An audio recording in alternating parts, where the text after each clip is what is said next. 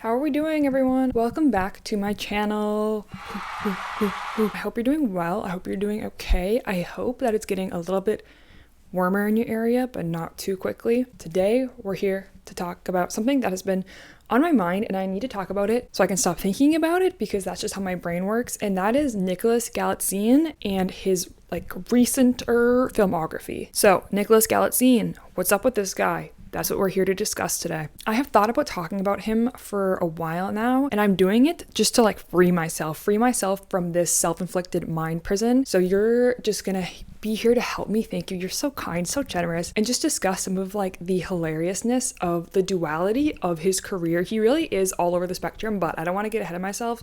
So we're gonna discuss. Okay, we're here to discuss. So who is this Nicholas Galitzine guy? Maybe you've heard of him, maybe you haven't. He's, I would say, on the up and up. He's upcoming. This is my way of maybe saying, oh, I spotted him before he super blows up. We'll see. But Nicholas Galitzine is a 29-year-old British actor. So on the back of these biscuits. He is 29, which means I can feel safe talking about him without feeling conflicted about him being more successful than me.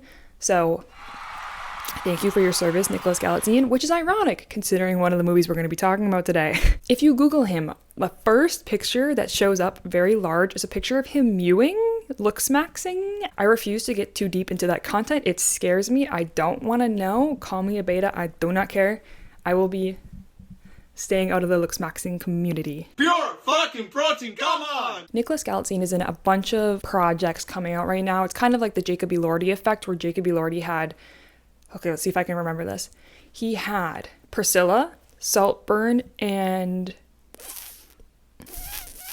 he went that way. Wow, that took me a long time to find in my notes. In the same way, Nicholas Galitzine has a few projects coming out kind of close to each other. So he has Mary and George with Julianne Moore, which I believe has already started coming out. It started coming out a day after I wrote my script, I believe. And he also has The Idea of You coming out with Anne Hathaway. I think not for a while, but the trailers have began to drop. So that he's just got a lot of stuff has been being discussed lately, a lot of promotion for some projects. So yeah, Julianne Moore and Anne Hathaway, two very iconic women. I would say mother, if that wasn't incredibly cringe to say out loud, but that's the kind of vibe they're bringing. He is very lucky to be working with these amazing women. And yeah, I need to discuss this because my social media thinks I should be obsessed with Nicholas Galitzine. I cannot take it anymore. It's all I'm seeing online, and I just need to talk about it so I can free myself, because doesn't the internet know F1 is back? I'm a little busy right now, okay? So I thought we would talk a little bit about his recent work that has come out, and then a little bit about his upcoming work, and then at the end I'll make a little prediction about where I think his next role will be after these ones, okay? I'll make ChatGPT, if you will, make a little prediction about his next role. So the two past projects I want to talk about are Purple Heart and Red, White, and Royal Blue. A lot of colors going on here. Really, these two projects are what made me kind of want to make this video in the first place, because they are the most insane things ever, complete opposite sides of the spectrum. So I do need to discuss them both at one time, but we're going to talk about Purple Heart first, and then we'll get into Red, White, and Royal Blue, but they do need to be thought about in the same vein, I think.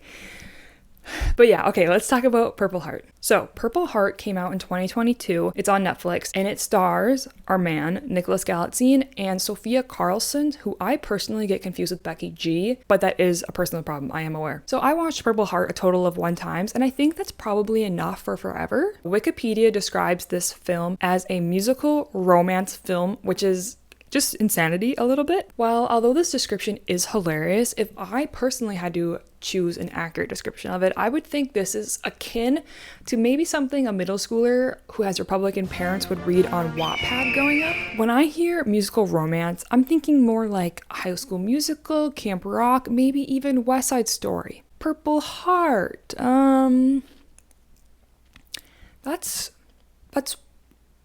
that's one way to describe it, I guess. I'm not really sure that's true, though. Actually, no, that's not the truth, Ellen. There is singing in it because Sophia Carlson's character is an aspiring artist, she's in a band. However, they're not singing during the day. She's singing because she's a singer. They're not singing outside of it. Yeah, so I don't know, to me, that's what a musical is when people are singing when they're not normally singing, and that's not what's happening here. I wish that was the case, because that would be hilarious, but that's not what happens in this movie. The movie follows Nicholas Galitzine, who is Luke, and Sophia Carlson, who is Cassie. And I swear on my goddamn life, I did not realize her name was Cassie when I was making this video. I promise.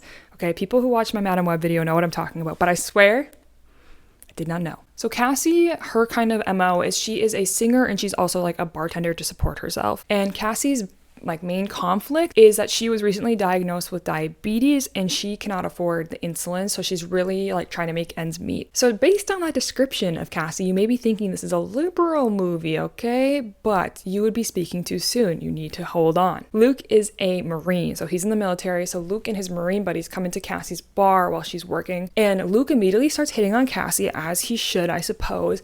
But Cassie's and it doesn't go too far. And like through some exposition, we find out that Luke was previously a drug addict. Yeah, is that how you say that? Luke is a recovering addict, but he still owes his dealer $15K. So him and Cassie basically are both strapped for cash right now. So long story short, Luke and Cassie do a marriage of convenience because he is in the military. So if they marry, then they get some like increased benefits. So Cassie will have health insurance and Luke will get paid more because I guess married people in the military make more money. So they each find a way to like make their situation better. So Cassie will be able to afford insulin and Luke will be making more money so he can pay off his dealer. However, so you may be thinking, oh, this sounds so nice and calm and chill.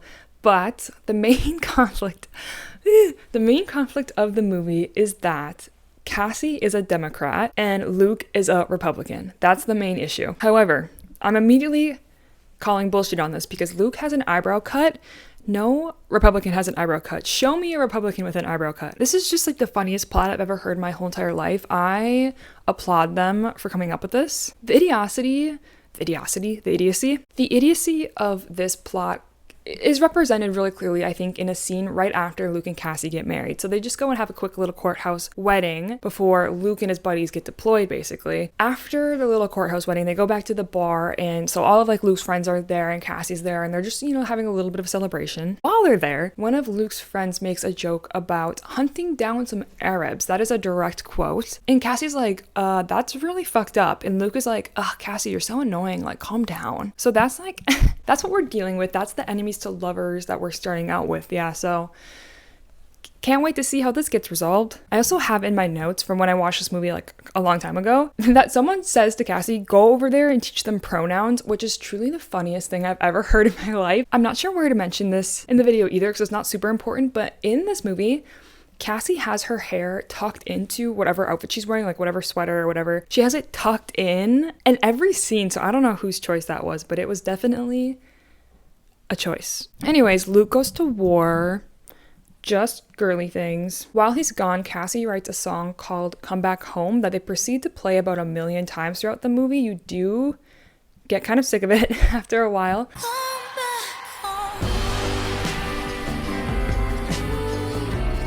It does go viral, and while the song goes viral, Luke gets badly injured in the war zone and he has to come back home. Ironic. It worked, guys. So they decide to live together, one, to keep up the charade of their marriage, but also because Luke is wheelchair bound, so he needs help. So Luke moves in with Cassie, and so they live together, Lipstick and my Valentino white. What you expect to ensue does ensue, and they do like fall in love. And while this is happening, Cassie kind of becomes like a famous pop star based off her Come Back Home song. My big qualm with Cassie's celebrity is that they let Cassie play in Whiskey A Go-Go, which, like, how did she get in there? You know who's played there? Elton John has played there. Motley Crue has played there. And you're expecting me to believe that Cassie got in there. Sure. Kind of the big conflict at the end of the movie is that Luke's dealer kind of threatens everybody. And that's how Cassie kind of finds out that Luke owes like a crap ton of money. She gets super pissed at him for not being honest. And she does say like, okay, it's divorce time. Divorce, babe, divorce. You're getting out of here. Please be out of my apartment by the end of the day. Thanks. Cheers. Kisses. XOXO. Cassie. So yeah, very stable, very strong marriage, as you can see. Luke's dealer tells the military that Cassie and Luke's marriage is fake. And I guess the military is very passionate about that because Luke gets detained and he is put on trial a la A Few Good Men style. The ending is so frustrating. So Luke's on trial and he's like, yeah, so it wasn't Cassie's fault, it was all my fault. And the court's like, oh, word? 6 months. So Luke just gives up their marriage so that Cassie doesn't get hurt and is sentenced to 6 months in jail. However, during this time, at the same moment that Luke is on trial, Cassie is opening for Florence and the Machine. Like, what are you talking about? So Luke goes to jail for 6 months, and they decide when he gets out of jail that they are actually going to be married, that they want it to be a real marriage, they actually are in love. So it's like, why didn't you just say that the marriage was real and not go to jail for 6 months if you're just going to be married and you love each other anyways? Like, it makes no sense that Luke had to go to jail for 6 months. Like, why did he need to be a hero? There was literally no point in him doing that. I'm heated. Okay, now we need to immediately talk about Red, White, and Royal Blue because it is the antithesis to Purple Heart. Like, they could not be more different. So Red, White, and Royal Blue was a movie I was actually pretty excited about. I had read the book. Can you see the book? Can you see this? Oh. Okay, hold on. I'm gonna move you momentarily. Look for the pink book. Oh, you see the pink book down there, right on my right side? That's the book. Okay. I think when you're reading a romance novel in general, you kind of have to take it all with a grain of salt because if you're taking it too seriously, then like, what's the point? Like, you're not going to have a good time reading it. But unfortunately, this movie was not very good. It wasn't very good. Wikipedia describes Red, White, and Royal Blue as a romantic comedy, which is a much more accurate description than musical romance for Purple Heart. Red, White, and Royal Blue follows Alex, who is the son of the president. The president is Uma Thurman in this movie, which I fucking wish, but I digress. It follows Alex, who's played by Taylor Zakar Perez of Kissing Booth 2 fame. I know Kissing Booth is like on its face a horrible franchise, but I love the Kissing Booth franchise, particularly the first movie. God tier movie to watch when you're sick and just like need to chill. I love Kissing Booth. Anyways, this movie follows Alex's torrid love affair with the British Prince Henry, who is played by our baby boy, Nicholas Galitzine. Basically, at the beginning of the movie, what you gotta know is that Alex and Henry are beefing. This is enemies to lovers. Woo! Another win, another win! Kind of how this gets going is that Alex and Henry are at Henry's brother's wedding and they cause a little bit of a ruckus. Okay, it's in the tabloids that they were maybe up to no good together. And to repair the image of like the international relationship between America and the UK and Britain and England, sorry, I am not very geographically smart. Alex and Henry have to do a bunch of like press together, okay? So you can kind of see where this is going. They are going to be spending a fair amount of time together. When I'm reading this is the type of stuff where I'm like, like kicking my feet. I'm like, okay, this is exciting. So over time, as they're like spending more time together, they realize that they didn't like each other because when they first met, Henry insulted Alex because Henry was still mourning the loss of his father. And so he was like, you know, doing his best and it just kind of came across wrong. So really they have nothing to be mad at each other about. So they make up, which naturally leads to them making out. You know, it's only a natural progression. Come on, guys. So Henry had gotten jealous of Alex at a New Year's party, which leads to Henry kissing Alex, which of course leads to Alex's bi awakening. So they start seeing each other secretly. While I was reading the book, I was very, like I said, very excited for them, but it is not necessarily a natural transition to film, I fear. If you ever hear someone talking about a romance novel where they're like reading it and like a boy says something and you're like, but if a boy ever said that in real life, it would be on site. Like, it's too much. Some things can only live within fiction. I think one of the issues with this movie is like, sometimes it doesn't like translate and it's a little like, yeah. Okay, you get it. So after a while, Alex tells Henry that he loves him. Aww, and Henry's like, ooh, I gotta go. So Henry dips. Henry knows that the monarchy will not accept a gay prince, and so he cuts off Alex, kind of trying to save them, I think, from any more hurt than they currently feel. But Alex shows up in London and is like, girl, like, what are we doing here? Like, come on, we're better than this. So Henry's like, I'm scared, and Alex is like, I know, but we're worth it. And Henry's like, okay, you're right. And they're like back together, and you're like, aww. However, then their private emails get leaked. I do fear their emails were leaked, which like, why were they communicating by email? That's just silliness. Like, why? I feel like there was another political scenario where somebody got in trouble for some email. So you think they would have learned, but Listen, I am not the son of the president. Or prince, I wish. No, I don't. Anyways, this gets resolved pretty cleanly. The King of England is like, hey, no, and is basically like homophobic. And then the British people show up to Buckingham Palace and they're like, hey, yes, we're allies. Say ally. And this is my best friend, Valentina. She's an ally. Talk, Valentina. Ally. And then, yeah, Henry and Alex get to stay together and it's a little happily ever after. There was also like a main plot that I didn't discuss, which is Alex helping his mom run for re-election. One of Alex's like motivations is that they're from Texas, and so he's trying to get Texas to turn blue for the first time because Texas is a notoriously red state. One of the plots is that Alex like successfully gets the state to turn blue by like his campaigning, which ends up winning her the election. And like over Ted Cruz's dead body, would that state ever turn blue? Like that is just the most unrealistic part of this whole entire book.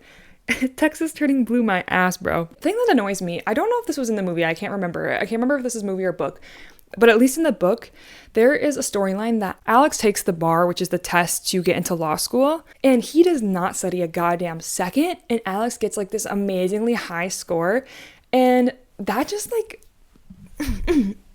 makes me so mad when in movies they act like people who did nothing can get like these amazing scores. It's like kind of giving the same vibe of In Kissing Booth when, I don't remember his name, but Jacob Elordi's character is like, yeah, I'm going to Harvard. It's like, no, you're fucking not, bro. You were truant the whole year. You're not going to Harvard.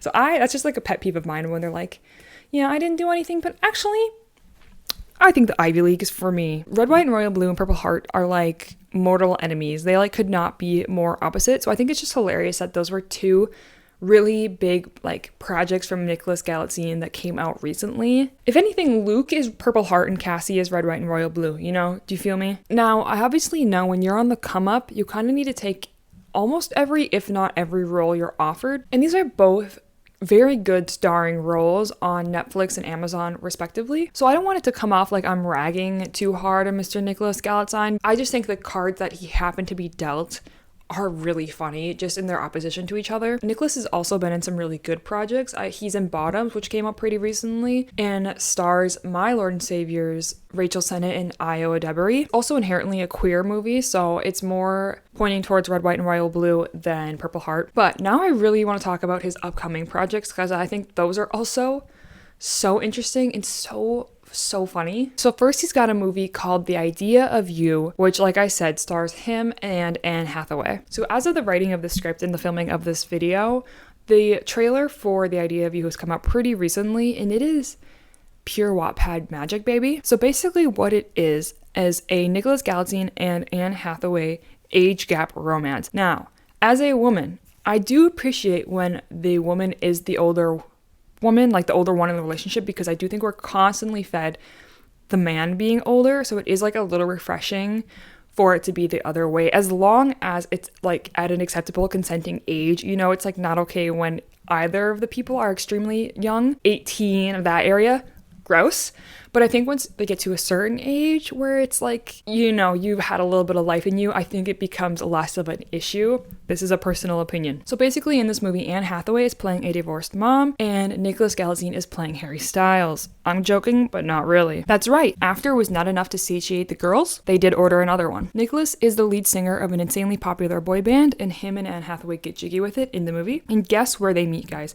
Guess where they meet? Like, think of the most funny place they could potentially meet. Think of this, an artist and a divorced mom. They meet at Coachella. That is so fucking funny. Leave me alone. That is hilarious. We met at Coachella. I love Anne Hathaway. I trust Anne Hathaway, but I can't imagine this being too serious, but I'm willing to try. I'm willing to try for them. This movie is also premiering at South by Southwest, which is a very reputable film festival, and I am genuinely so jealous of every person who is going to be in that room when it premieres. Also, the first advertisement I saw for this at all was August Moon, which is like, yeah, that does sound like a boy band name, but I hadn't realized that it was promotion, and I just thought that Nicholas was in a band. I was like, oh, this is an interesting move for him, but then I realized it is his made-up band in in the movie, so, you know, sorry. But like, tell me this doesn't look like a realistic band cover. I have no faith in this movie. I'm so excited. So for my knowledge, that's all we know about The Idea of You, but he does have another project called Mary and George that has recently started coming out. So it's a limited series. So Mary and George is Nicholas Galitzine, and it's also, like I said, Julianne Moore, who I also love.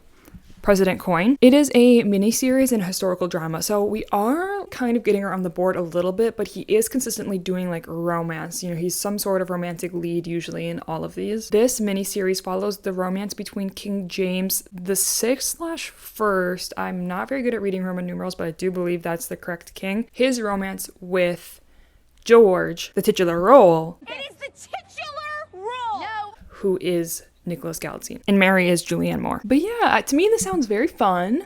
Sounds very British. He'll only play gay roles if he can be British at the same time. Actually, I haven't seen Bottoms. Maybe that's not true.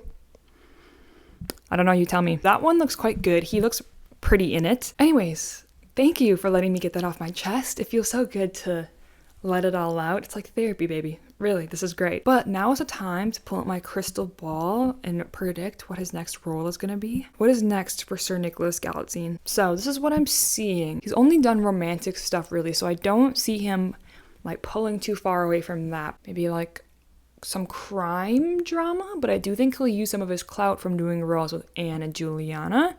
I don't know why I said that like that, like we're on a first name basis. I am so sorry. But I do think he'll use some of that power, you know, to do something big. I think he'll do something that's more like Oscar baity, you know, he's no Charles Melton yet. It's not going to be quite to that scale, but it'll be more in that direction. Okay, so I'm seeing something maybe like an A24 or maybe like an HBO type beat show or movie. It's got a romance in it, but it's more like gritty and about life, kind of like Love Lies Bleeding, but less focused on the crime. Maybe something more about like the existentialism or like the struggle of life. Something like Cinderella Man, maybe even a sports angle.